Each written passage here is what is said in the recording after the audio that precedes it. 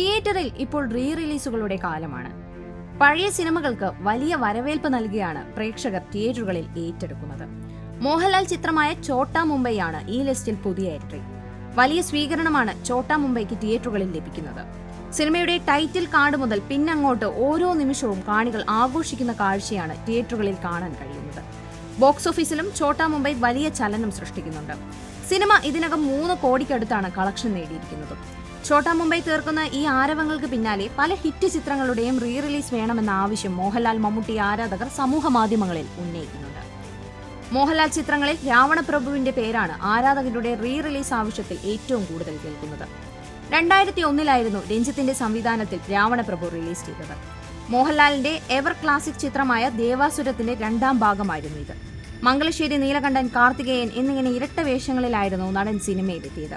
Action രംഗങ്ങളും ഡാൻസും കിടിലൻ ഡയലോഗുകളും emotional പ്രണയരംഗങ്ങളും എല്ലാം നിറഞ്ഞ സിനിമയാണ് രാവണപ്രഭു എന്നും ആരാധകർക്ക് ആഘോഷിക്കാനുള്ള എല്ലാ വകയും സിനിമ നൽകുന്നുണ്ടെന്നുമാണ് ആരാധകരുടെ പക്ഷം. പിന്നീട് ഏറ്റവും അധികം കേൾക്കുന്ന 2 പേരുകൾ നരൻ, ഹലോ എന്നീ സിനിമകളുടേതാണ്. മോഹൻലാൽ മുള്ളംകൊല്ലി വേലായുധൻ എന്ന ഹീറോയിസം നിറഞ്ഞ കഥാപാത്രമായി എത്തിയ സിനിമയായിരുന്നു നരൻ.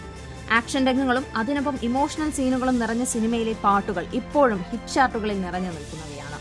നരൻ റീ റിലീസ് ചെയ്താൽ അതിലെ MG ശ്രീകുമാർ പാടിയ വേൽമുരുക എന്ന് തുടങ്ങുന്ന ഗാനം തിയേറ്ററുകളിൽ ഉണ്ടാക്കുന്ന ആരവം നിസ്സാരമാകില്ല എന്നുറപ്പാണ്.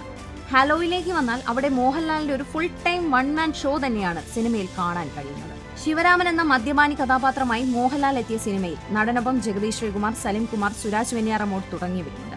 ഇവർക്ക് പുറമെ തങ്ങളുടെ വില്ലൻ വേഷങ്ങൾ അഴിച്ചുവെച്ച് ഭീമൻ രഘു, സ്ഫടികം ജോർജ്, കീരിക്കാടൻ ജോസ് തുടങ്ങിയവരുടെ കിടിലൻ കോമഡി ഭാവങ്ങളുള്ള സിനിമയാണ് ഹലോ. സിനിമയിലെ ഗാനങ്ങളും തിയേറ്ററിൽ ആഘോഷം തീർക്കാൻ കെൽപ്പുള്ളവ തന്നെ. ഇതെല്ലാം കൂടി ചേരുന്ന ഹലോ റീ റിലീസ് ചെയ്താൽ തിയേറ്ററിൽ തകർത്തോടുമെന്നാണ് ആരാധകരുടെ പ്രതീക്ഷ. മമ്മൂട്ടി ചിത്രങ്ങളിൽ റീ റിലീസിനായി ഏറ്റവും അധികം മുഴങ്ങിക്കേൾക്കുന്ന പേര് രാജമാണിക്യം എന്ന സിനിമയുടേതാണ്. അൻവർ റഷീദ് ആദ്യമായി സംവിധാനം ചെയ്ത ചിത്രമാണ് രാജമാണിക്യം. ബെല്ലാരി രാജ എന്ന കഥാപാത്രമായാണ് സിനിമയിൽ മമ്മൂട്ടി എത്തിയത്. മമ്മൂട്ടിയുടെ തിരുവനന്തപുരം സ്ലാങ്ങും ചിത്രത്തിലെ കോമഡി രംഗങ്ങളും സ്റ്റൈലും ഒക്കെ വലിയ ജനപ്രീതിയാണ് നേടിയത്. എന്തിനേറെ സിനിമയിൽ മമ്മൂട്ടി ധരിക്കുന്ന ജുബ്ബയും മുണ്ടും പോലും അന്ന് ട്രെൻഡായിരുന്നു. കോമഡിക്ക് കോമഡിയും ആക്ഷൻ രംഗങ്ങൾക്ക് ആക്ഷനും ഒപ്പം ഗംഭീര ഇമോഷണൽ രംഗങ്ങളും അതിനൊപ്പം മമ്മൂട്ടിയുടെ അഴിഞ്ഞാട്ടവുമുള്ള സിനിമ അന്ന് ഇൻഡസ്ട്രി ഹിറ്റായിരുന്നു. അതിനാൽ തന്നെ ഈ സിനിമയുടെ ഒരു 2ാം വരവ് വേണമെന്നാണ് ആരാധകർ പറയുന്നത്.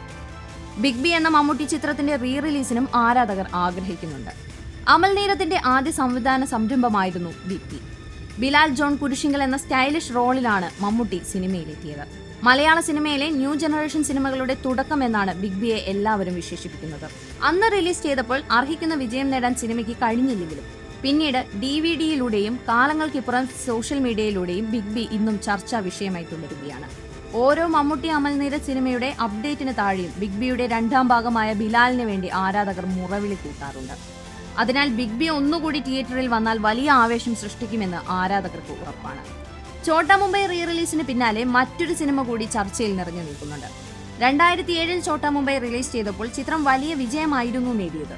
എന്നാൽ ആ വർഷം ഇയർ ടോപ്പറായത് ഒരു മമ്മൂട്ടി ചിത്രമായിരുന്നു.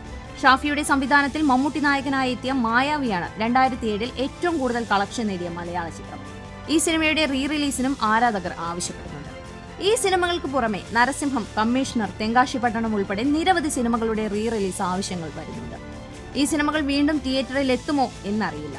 എന്നാൽ ഈ സിനിമകൾ റീ റിലീസ് ചെയ്താൽ അത് ഇന്ന് ഈ ഹിറ്റ് ചിത്രങ്ങൾ തിയേറ്ററിൽ ആഘോഷിക്കാൻ കഴിയാതെ പോയ പുതുതലമുറയ്ക്ക് അതിനുള്ള അവസരവും അന്ന് സിനിമകൾ ആഘോഷിച്ചവർക്ക് ആ ഓർമ്മകളിലൂടെ വീണ്ടും സഞ്ചരിക്കാനുള്ള അവസരവുമാണ്.